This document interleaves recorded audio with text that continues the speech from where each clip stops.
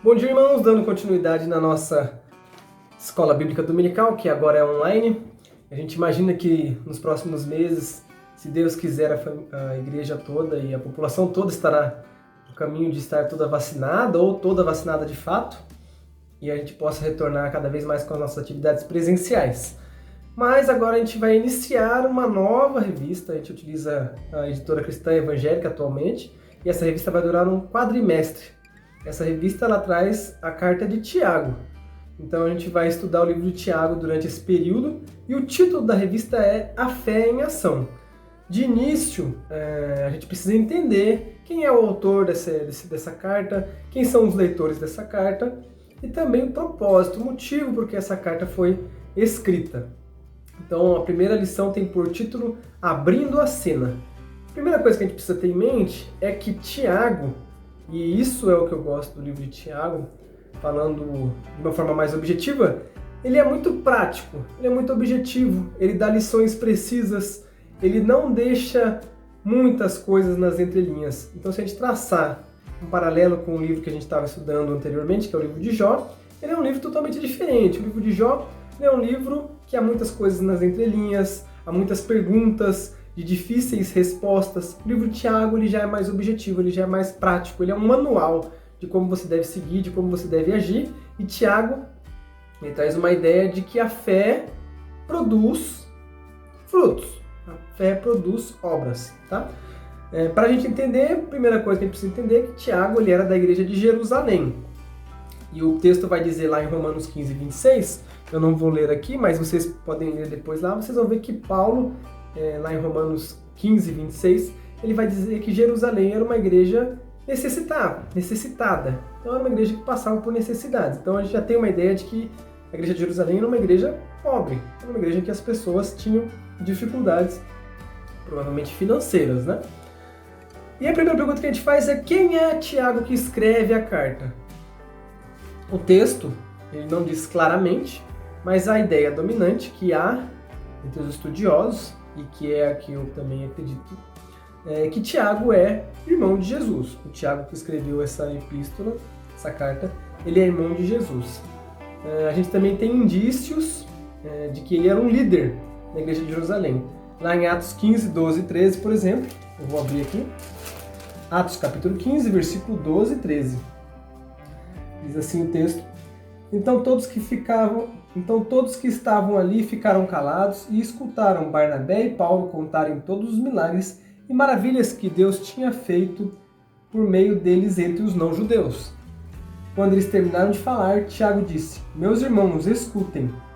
Então, eu não vou continuar o texto aqui, depois vocês podem ler, mas Tiago, depois de Paulo e Barnabé falarem da viagem missionária que eles fizeram, Tiago pede para que eles escutem o que Tiago tem para dizer. E aí Tiago vai falar sobre o que Deus fez naquele povo que não era judeu. E então Tiago vai dar ali uma espécie de abertura para aqueles irmãos, que são Paulo e Barnabé. Então a gente tem Tiago como um líder daquela igreja de Jerusalém. Para quem Tiago escreveu? Bom, diferente de algumas cartas, ela não foi direcionada para uma igreja específica, né? Para uma comunidade específica. Então, a epístola ela não é dirigida de forma específica para uma outra igreja. Mas, pelos indícios da carta, a gente entende que é para um público específico. Que público é esse? Olhando o texto, depois a gente vai falar mais sobre isso, a gente imagina que eram cristãos judeus. Por que eu digo isso? A gente vai ver no decorrer das lições e também dessa lição que Tiago faz muitas referências ao judaísmo, faz referências ao Antigo Testamento. Então ele está falando para um público que entende disso. Quem não era judeu não entendia disso. Então se fosse um público não judeu, ele não precisaria fazer essas referências.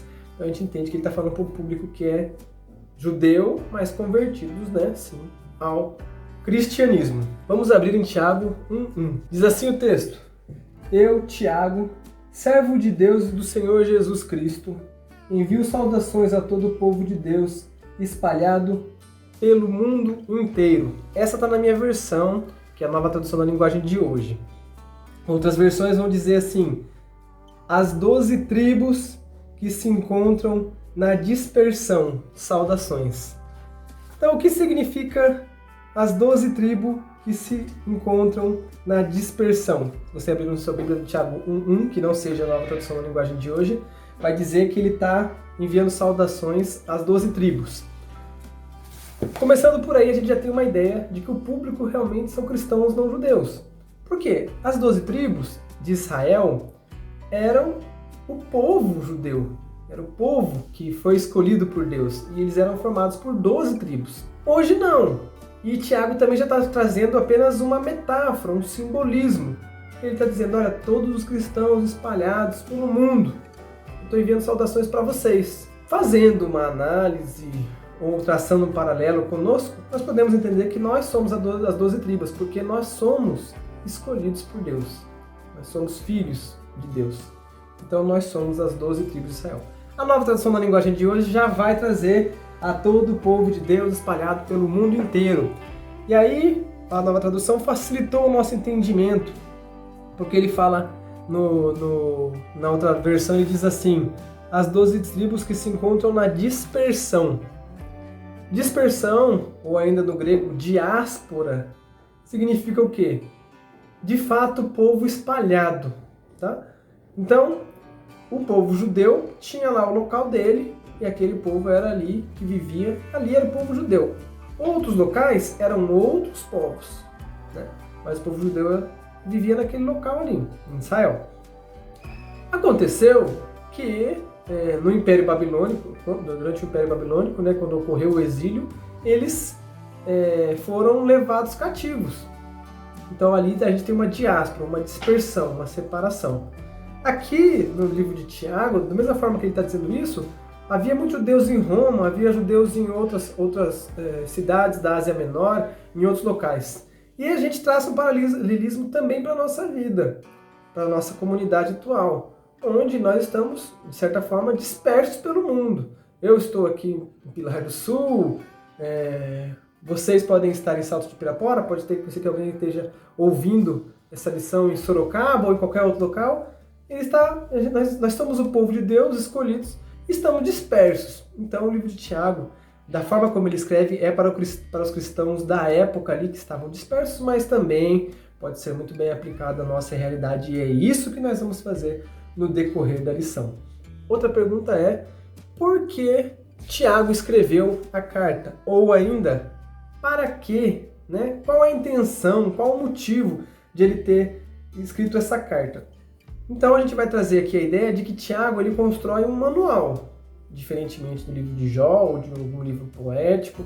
Ele traz aqui um manual. Olha, a fé tem que ser seguida dessa maneira. A fé vai produzir esses efeitos. Isso é um manual.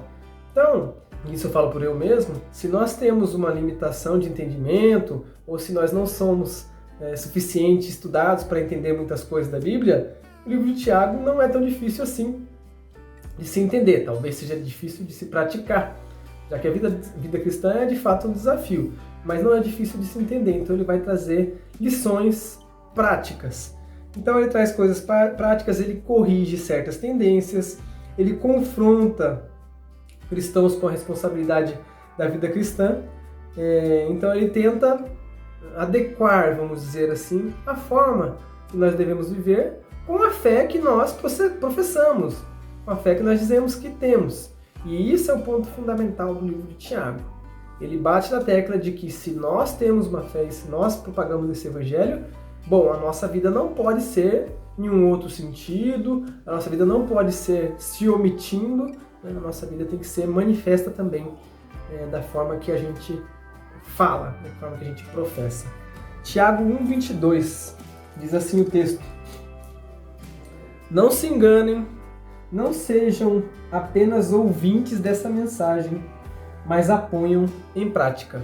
Além disso, Tiago também vai falar sobre Deus, e aqui eu destaco o versículo 5 do capítulo 2, diz assim o texto: escutem, meus queridos irmãos, Deus escolheu os pobres deste mundo para serem ricos na fé e para possuírem o reino que ele prometeu aos que o amam. Então, como eu disse no começo da lição, a comunidade de Jerusalém cristã, ela aparentava ter necessidades, isso baseado em Romanos 15, 26. Então era uma igreja pobre. E aí Tiago já traz uma palavra de conforto para eles, falando, olha, Deus, o Deus de Israel, ele escolheu vocês, pobres, para serem ricos na fé.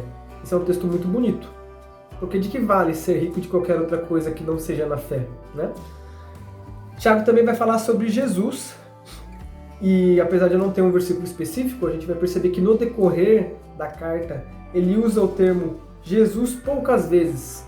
A revista vai falar em 2 vezes, enquanto ele usa o termo Senhor Jesus Cristo, ou Senhor Jesus, ou apenas Senhor, 14 vezes. Então ele está implementando, Tiago está implementando naquela comunidade, que é uma comunidade cristã, judaica, ou seja, são judeus que aceitaram Jesus, são judeus convertidos, está implementando ali a ideia de que o Deus de Israel agora é o Senhor Jesus Cristo. E é essa ideia que ele está implementando ali, insistindo no termo Senhor Jesus. Fé e obras. A gente vai ver no decorrer da lição que a ideia de Tiago é traçar um paralelo em que as obras acontecem porque há fé. As obras acontecem porque existe uma fé que movimenta isso. Essa é uma ideia que o apóstolo Tiago, que o autor Tiago vai trazer para a gente nessa lição que vai ser desenvolvida pelos professores. Além disso, Tiago também fala sobre escatologia. Está lá em Tiago 5,9. A gente já vai ler, mas aqui eu quero traçar um parêntese, que é a igreja de Jerusalém. Era uma igreja primitiva. E havia, entre os cristãos primitivos, ou seja, cristãos que estavam em comunidade pouco tempo após a morte de Jesus, a ideia de que Jesus voltaria logo. A ideia de que eles nem veriam a morte.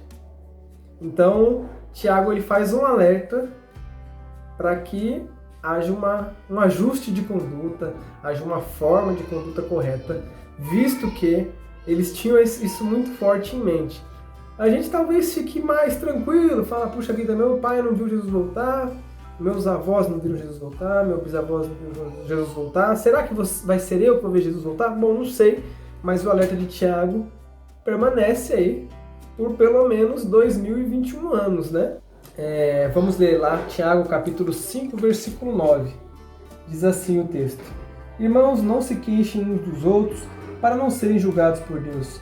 O juiz está perto, pronto para vir. E Tiago, como um cristão judeu, entendendo que o judaísmo representava para ele, também a forma que ele precisava passar isso para esses cristãos convertidos, esses cristãos que eram judeus, ele sabia que ele precisava falar da lei.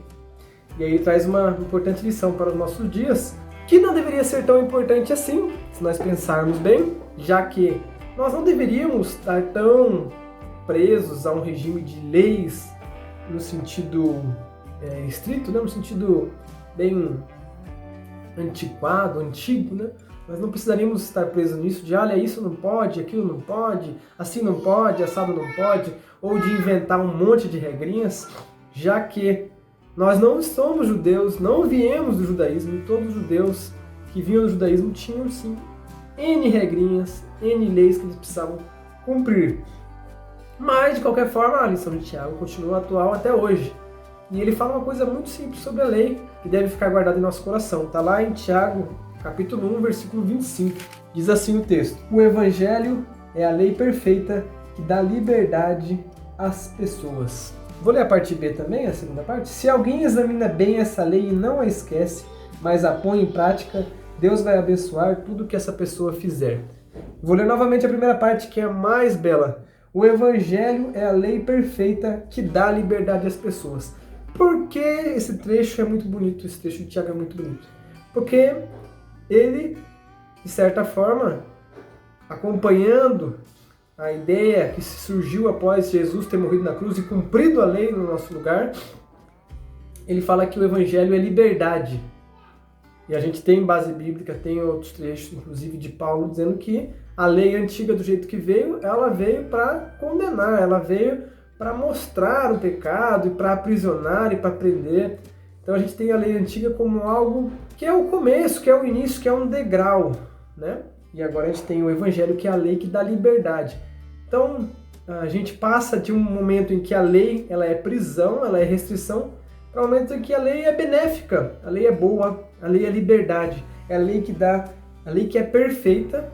Ele faz isso também, traça esse paralelo, mostrando que a lei antiga, ele não diz isso, tá? Mas isso é uma análise minha. Ele fala que essa é a lei perfeita, e não aquela. Ele não cita, não, aquela também é perfeita. Ele não entra nesse detalhe, nesse mérito, mas é o que eu entendo também, que o Evangelho é a lei perfeita. Outras leis, bom, não sei, teria que estudar, teria que falar para falar com mais propriedade.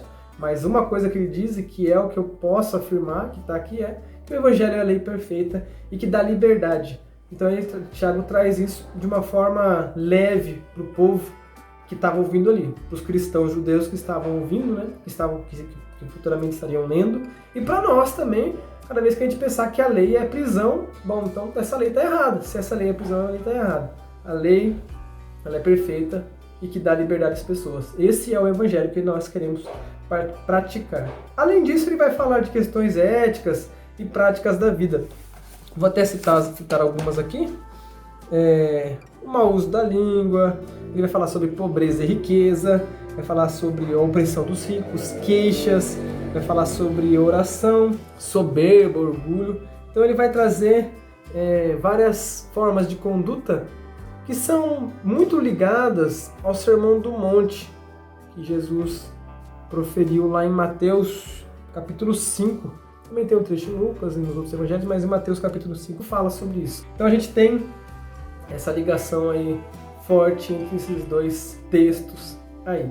De início é isso que a gente precisa ter em mente. Então quando a gente for no decorrer das lições, a gente vai perceber que são lições objetivas, lições claras, que tem coisas entre as entrelinhas, sim, claro, com certeza, como qualquer livro da Bíblia, mas que tem muita clareza nas suas ideias, então a gente consegue tirar lições que podem ser aplicadas na nossa vida sem dificuldade de entendimento, com certeza, né? Eu ia falar sem dificuldade, mas não talvez sem dificuldade, porque praticar a vida cristã nem sempre é tão simples, é um trabalho que você vai se aperfeiçoando conforme o Espírito Santo vai te conduzindo, né? Mas entender o livro de Tiago é algo que é satisfatório, é algo que é bom, que você consegue falar, puxa vida, isso aqui está falando pra gente dessa maneira, então eu consigo aplicar na minha vida, é algo bom, é algo que vai fazer a minha vida fluir, é algo que vai me deixar contente, que vai aumentar meu relacionamento com Deus, então é algo que é bom, que é bacana de praticar. E para concluir, a revista traz uma frase que eu achei bacana e que eu acho que é realmente o pensamento de Tiago, Tiago traz o pensamento de que a fé ela não pode estar presente numa vida não transformada. Então Tiago ele não adere a esse pensamento. Olha, ele tem fé, ele é cristão, mas ele tem atitudes que são contra. E assim, nesse momento que a gente consegue pensar num momento que vivemos, né, em que diversas pessoas usam versículos bíblicos, se manifestam como cristãos, né? E aí a gente tem essas pessoas fazendo N coisas que não parece ser uma conduta de um cristão. É claro que, como todo cristão e ser humano, é falho e a gente pode, claro, cometer nossos erros e sofrer as consequências desses erros. A gente não podemos fazer também esse julgamento. Assim como a gente entendeu no livro de Jó, que nós não podemos fazer julgamento porque a gente não consegue entender todas as coisas. Mas, de uma forma geral, Tiago traz que se a sua vida é uma vida de fé, então, poxa, ela tem que ser uma vida que transforma, que muda as coisas, que produz obras, né? E é claro que a forma como Tiago traz isso mostra bem a nossa doutrina. A nossa doutrina não é obras para conseguir algo, não é nada disso. A nossa doutrina é fé, e essa fé produz algo que é bom. Amém? Fiquem com Deus e espero que vocês estejam animados assim como eu para falar sobre essa carta de Tiago aí no decorrer dos próximos domingos. Um abraço, tchau, tchau.